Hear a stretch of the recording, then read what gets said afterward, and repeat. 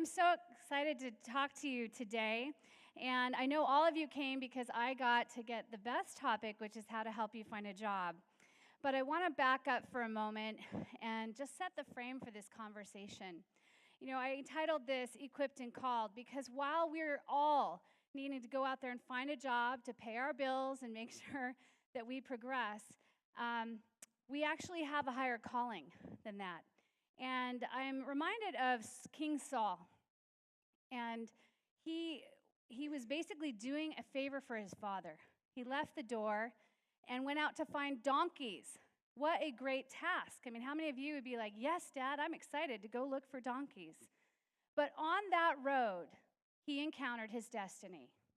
And so on our road, as we go and we get jobs and we're walking down trails that maybe don't look so exciting, maybe don't look so enticing, maybe they aren't our dream job, I just want you to know that on that same road, God will encounter you with your destiny and call you and equip you for that. Every opportunity prepares you for the next one. You see, my journey started here.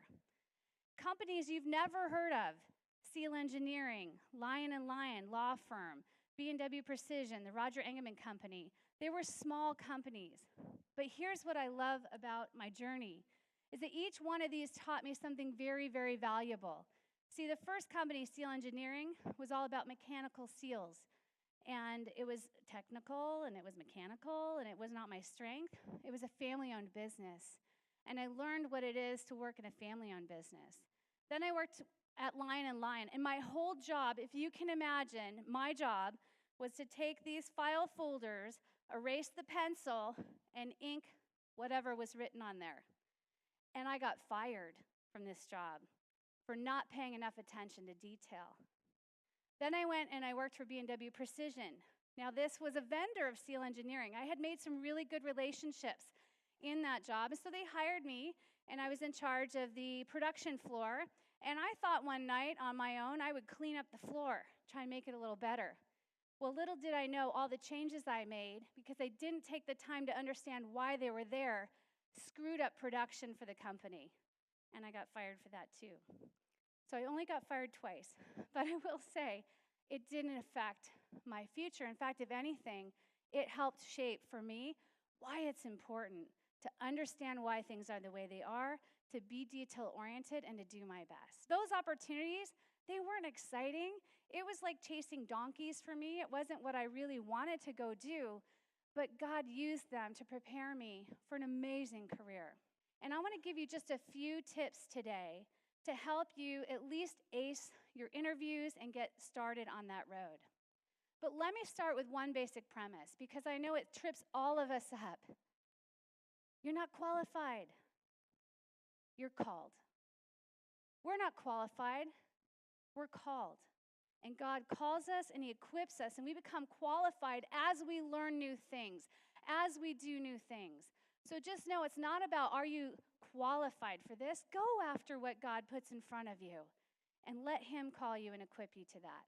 And there's 3 key things that I want to work with you on today. Number 1, how do you stand out in a good way? Right? You definitely don't want to stand out in a bad way. You might be memorable, but it's not helpful. I want to talk to you about how to prepare for that job search. And then lastly, once you get the job, how to maximize that opportunity to become a master in your craft. Here's the most important thing. It's not necessarily about the job you do. It's about the company you work for and the manager you work for and how you align with that, how your values align with that. And then you want to master your craft. You want to embrace every opportunity you have for learning. You want to mine each role, each and every role that you have, and you're going to build your success not only on what you do well, but more importantly, can you build on what you don't do well? You know, you talk about a craftsman, and the difference between a master craftsman and a regular craftsman is they know how to incorporate their mistakes into what they do and make it beautiful. And that's what we want you to do. Okay, the first thing here is your resume. Here's the scary thing. You have 6 seconds. 6 seconds to make an impression. So here's what you need to do. If you take nothing away from this today, on your resume, take this. Your number 1 bullet under every single job should be your best. It should absolutely show the impact you had on that company, not just the first thing you did in that company, but how you impacted it. And then lastly, you don't have to list everything on the resume, right? You want to mark yourself. I'm not saying strategically leave off things that are important, but think about tailoring that resume to each opportunity that you're going to as well. Now let's talk about networking. Who's actually done some networking here? Okay. And when you go there, do you feel like you're answering the same question all the time, or you're feeling like you're putting something on that person, or you're there just to get something from them? How many of you feel that way? Here's what I will say. Networking's important. You know why? Because only 20% of the jobs are posted online. 20%. So if your entire strategy is applying for online jobs, you're missing 80% of the job market. How do you find the 80%? You have to network. You have to talk to people. You have to make yourself interesting. And you have to give them a way to be actionable with you. And you have to have an effective elevator pitch, right? An elevator pitch is that 30-second kind of pitch that basically answers the question, tell me about yourself, right? Tell me who you are. But you also want to have a goal statement. What do you want from me? What are you trying to achieve? So I know what to do with who you are. It's not, hey, can you take my resume and get it to so-and-so? It's, I'm looking at the moment to transition into what's my role? What's the role I'm looking at? In what industry? And you know what you do when you put this out there? Someone goes, oh, you know what? I'm in marketing. Like, we have a role like that. Or, I know someone in the industry. Let me introduce you.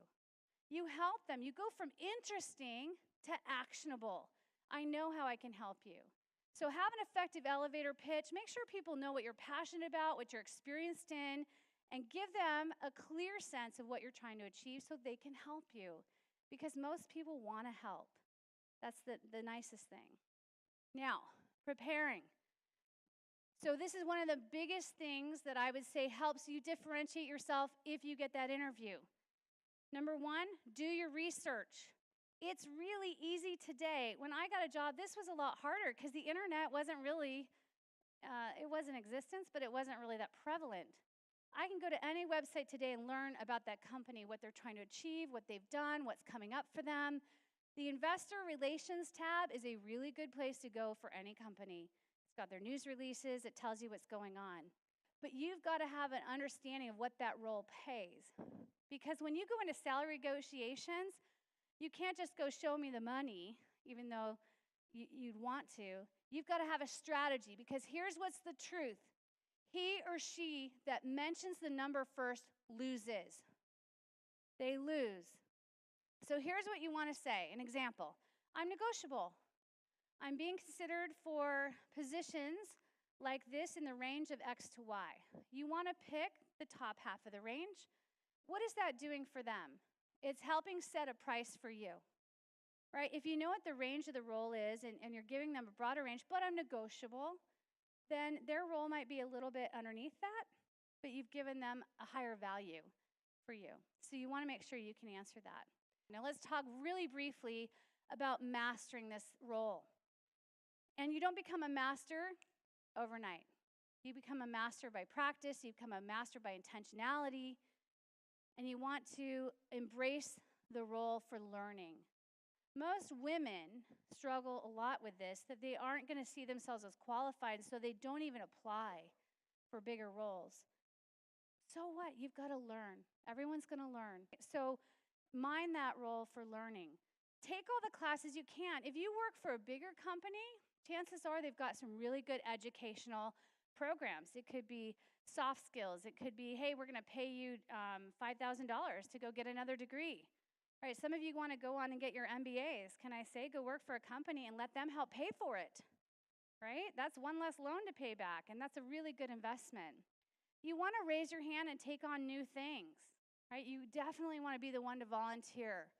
And then lastly, I want to share this V1, V2, V3 concept with you. It came out of the software industry, and that really is my background. V1 is that first version, right? So in a job, I'm pretty much learning the cycle, right? V1 is my learning. V2, now I know enough to improve it, right? So V2 is all of my ability to actually improve it. V3, I'm teaching it to somebody else so I can go on. Now, that may have just seemed like an eternity.